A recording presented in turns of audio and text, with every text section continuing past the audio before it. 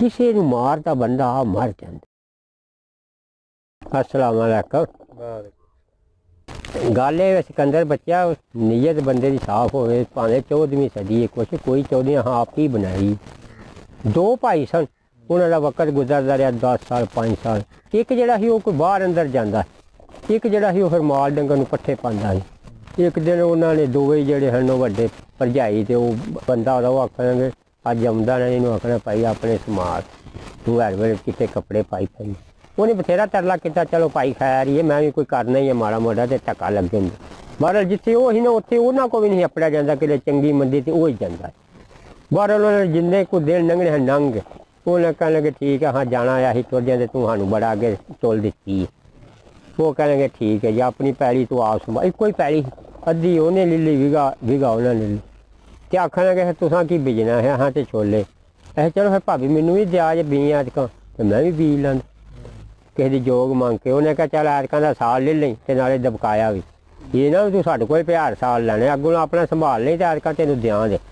चलो भाभी बड़ी मेहरबानी तुम अजक ही दिओ। वो अपना शामी उठी तो उन्हें वो पाई छोलिया की कढ़ के भुन दी दबड़े काले शाह कर दे अपने भड़ोली च रहन दे।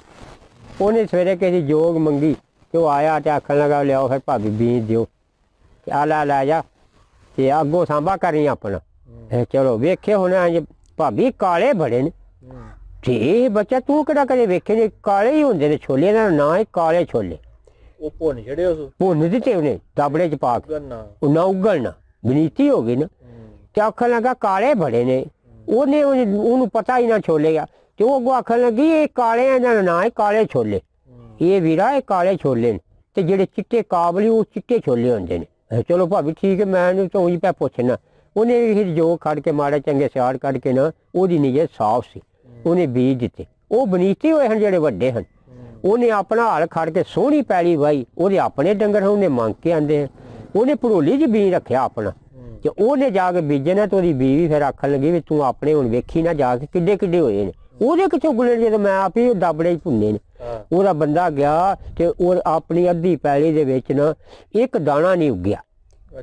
ओदी पैली दे विच ना जिन्हें जिदे भुन्ने हैं उंगल उंगल चिड्डे ते चमकन पे।